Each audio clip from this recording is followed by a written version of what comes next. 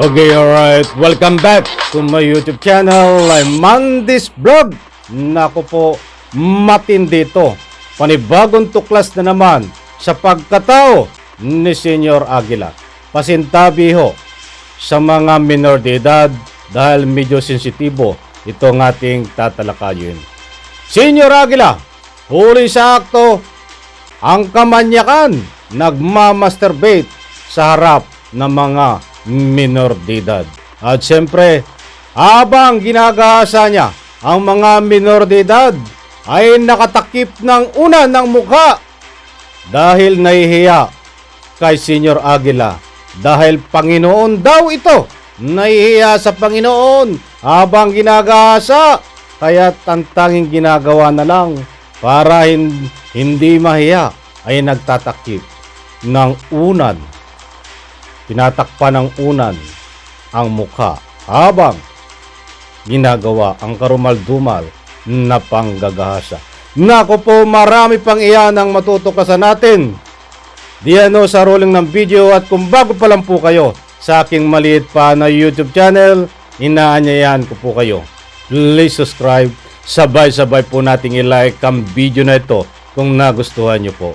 Ako'y muling nagpapaalala mga kaibigan, kung pwede lang ho, patapusin po nating panoorin ang kabuuan ng vlog na ito.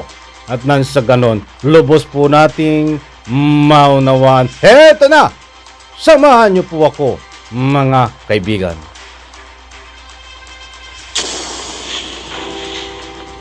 Ito talagang si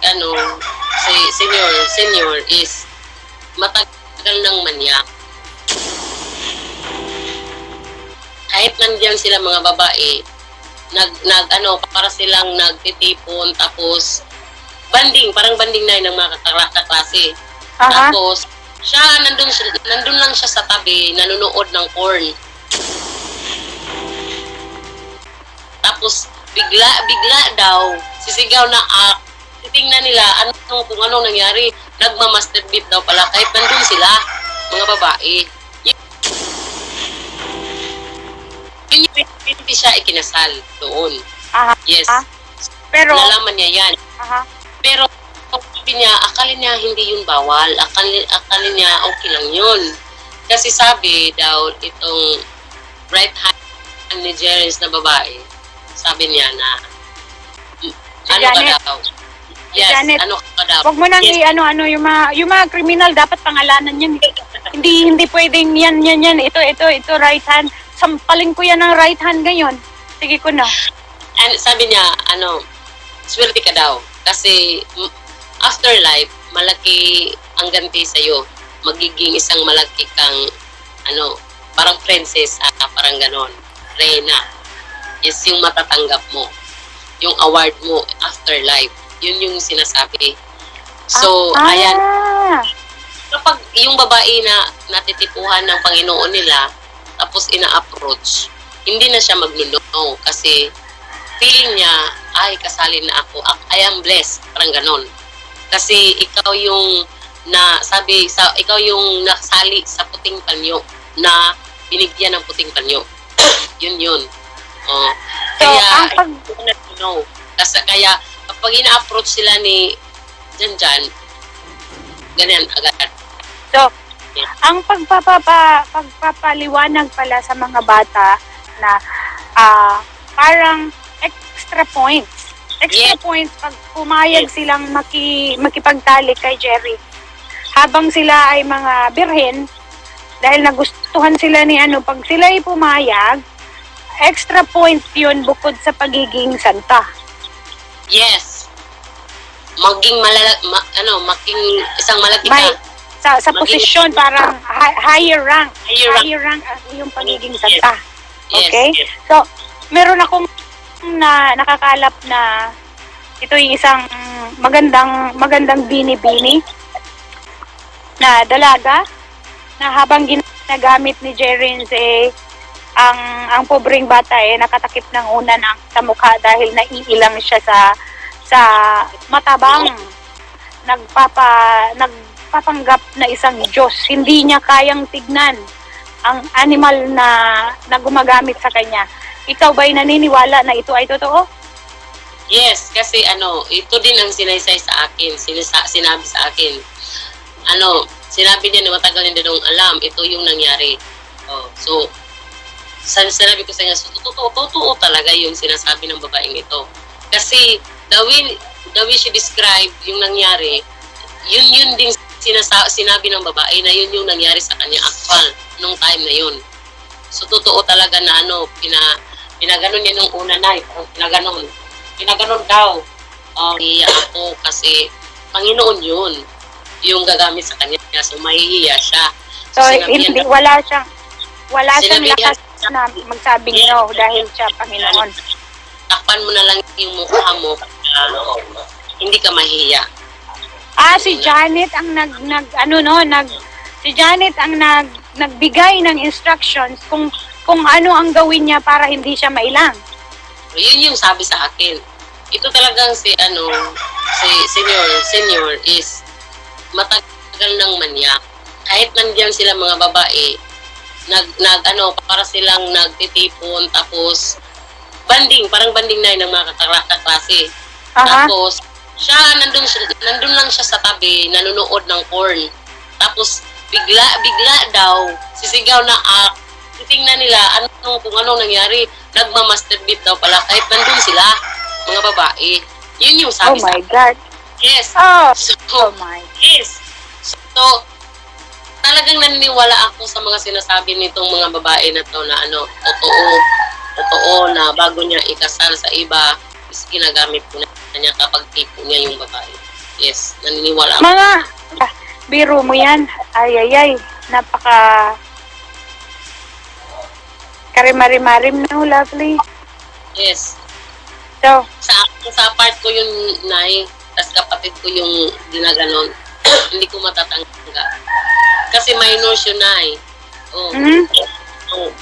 Napakaganda pa ng future nila kapag hindi ko talaga ma-experience. nakita ko yung isang babae na yung talagang diyan na nakita ko ang itsura, napakaganda. Matangkad. Maganda, maputi. Yes. Kamag-anak ko din siya na sa part ng mother ko. Yes. Yeah, maganda. Maganda talaga siya. Yung lahi nila na mapuputi, matatangkad, magaganda. Yun yung lahi kaya nila.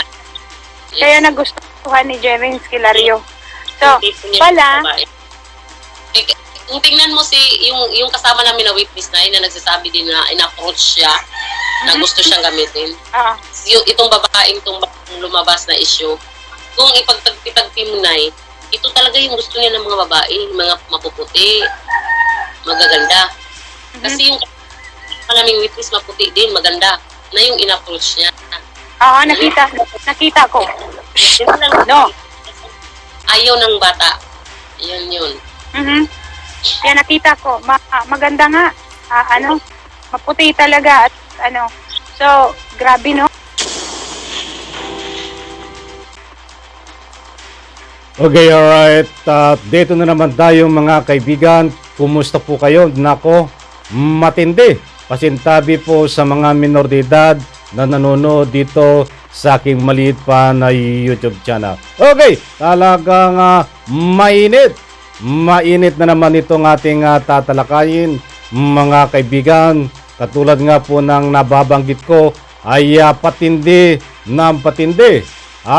Lumilipas ang araw at malapit na ang Pasko, ilang tulog na lang, ay patuloy pa rin ho ang paglabas, pagsisiwalat nitong ating matitinding nagsisiwalat ng kalukuhan na nangyayari ho diyan sa loob ng kapihan. Paunawa lang po, ito pong ini-interview ni Ma'am Dayan Dantes ay isang membro dati ng kulto na Timiwalag, na kung nanood po kayo ng Zenith hearing na nakaraan, ito po ay isa sa na-interview, isa sa mga tumistigo, at marami ho nitong pinangalanan diyan ho mismo sa Senado on the record sa kanyang pagtistigo. Datapwat sa puntong ito ay muli siyang humarap sa interview upang ilahad ang kanyang mga kahindik-hindik na nalalaman pa dito sa katauhan ni Senyor Aguila. Shoutout at maraming salamat, Ma'am Dayan Dantes at Ma'am Lovely. Ipaintulot muli ang paggamit ng inyong counting video clips. Matindi, di ba? Talagang ay hindi naman ho magagawa ng isang tao ito na normal kung hindi ho ito manyak. Ha? Naku po. Ha? Normal lang ho ang sinasabi yan sa isang lalaki. Hindi na po tayo magpaka-ipokrito. Normal lang ho sa isang lalaki ang sinasabi diyan ng mga masturbate. Ba't ang gusto nating ipunto dito? Ito ho ay isang uri ng kamanyakan, kawalang hiyaan. Kapag nandiyan ka sa harap ng mga minor de edad na gagawin mo ang pagmang-masturbate. Naku po, yan po ay nangangahulugan, nagpapatunay na isang kamanyakan itong si Senyor Aguila. Hindi ho ako ang may sabi, napakaliwanag ko sa ruling ng video na yan. Ang sinasad, sa isang tabi, nandoon si Senyor Aguila. At may mga babae na minor de edad. Subalit biglang sumisigaw habang may pinapanood siya. Nanonood pala ng ikangay malaswa na ikanga po yung mga palabas. Biglang sisigaw ng ano yung ano yun? Nako po. Ay matindi, di ba? Ay subalit tinignan. Ano ang ginagawa? Ay nagmamasturbate ho, isang uri ng kamanyakan, mga kaibigan. Hindi man lang pumunta sa isang kwarto. Di ba? Yan din ho ang ginagawa niya. Na ika nga po lalong-lalo na kapag gusto niyang gumamit ng mga babae pag nagustuhan niya. Sapagkat dito sa Salaysay, kung susuriin po natin ang video na ito, ay marami ho ang kanyang nagamit na babae. Katulad nga po ng nasabi natin, ito po ay hindi una na siniwalat sapagkat kahit diyan ho sa Senado ay maraming minor de edad do na tumistigo na nagpatunay na at marami pa rin ang titistigo sa mga susunod na hearing.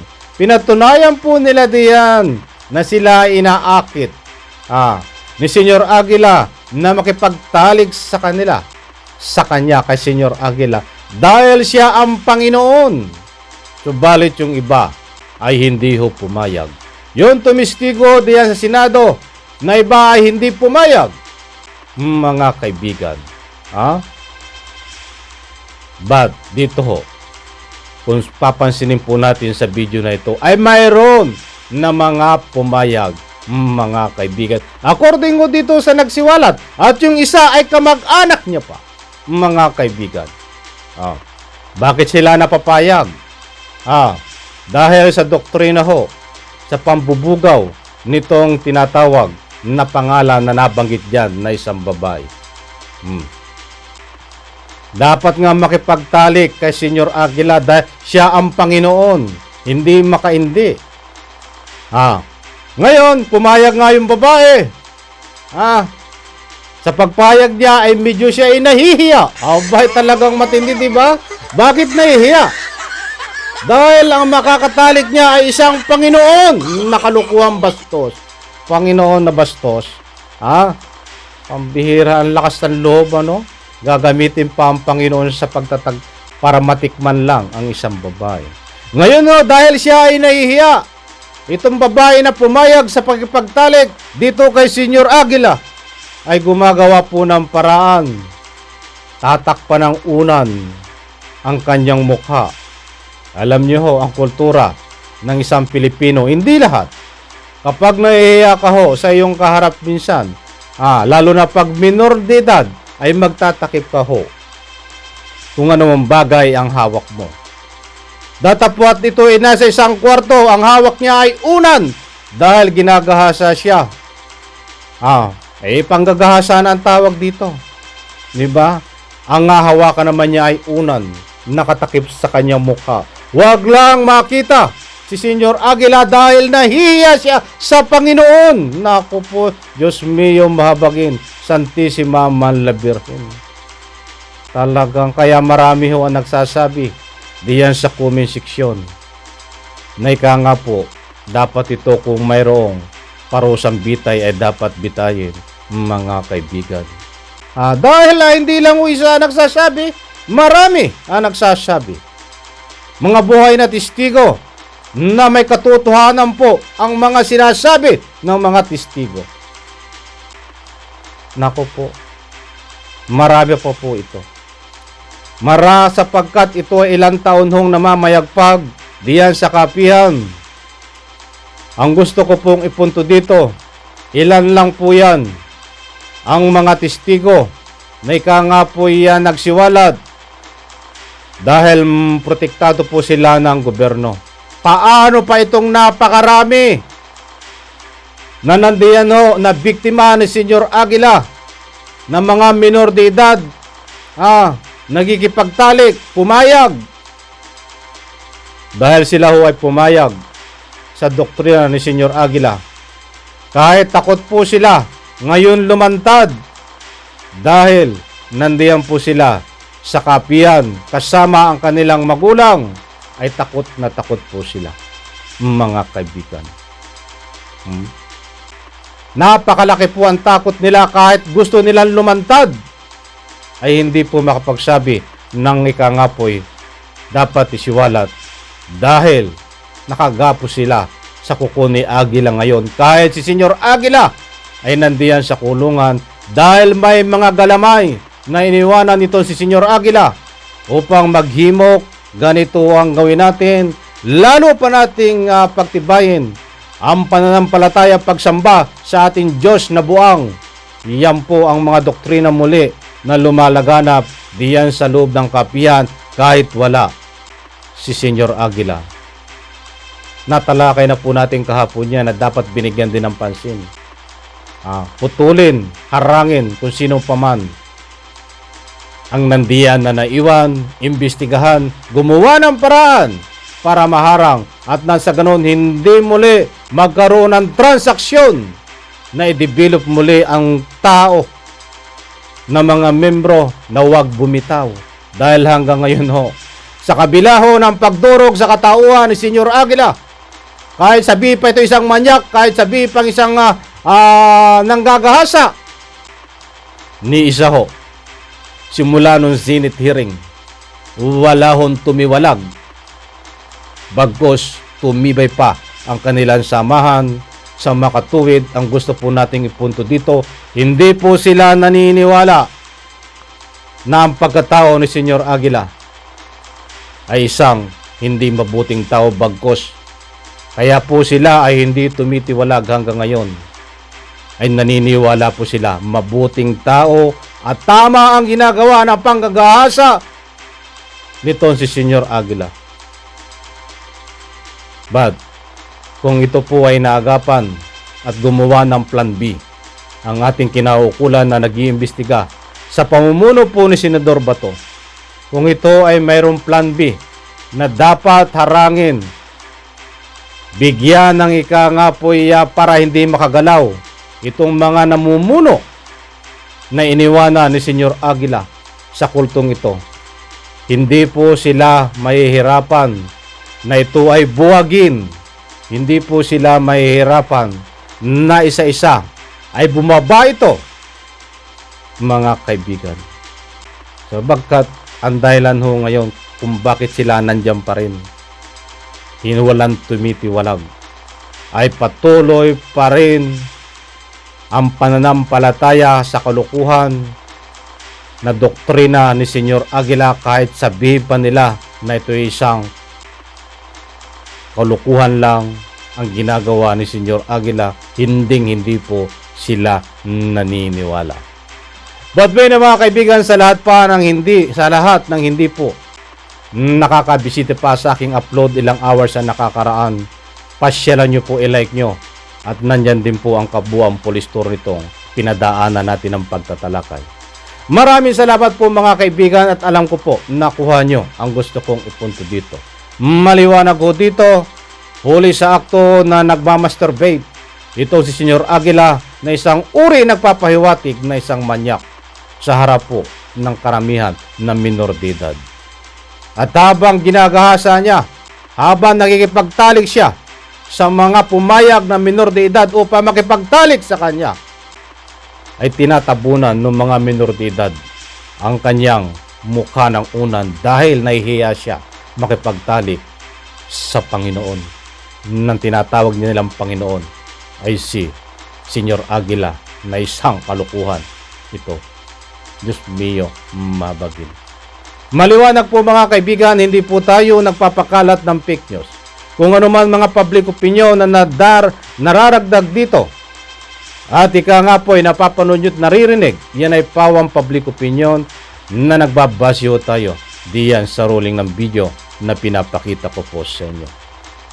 Abangan po ang susunod pa na ika nga po ay vlog natin dito sa pagkatao ni Senyor Aguila. Dahil meron po naman tayong video na pinaghahawakan na isang tistiguan lumantad matanda.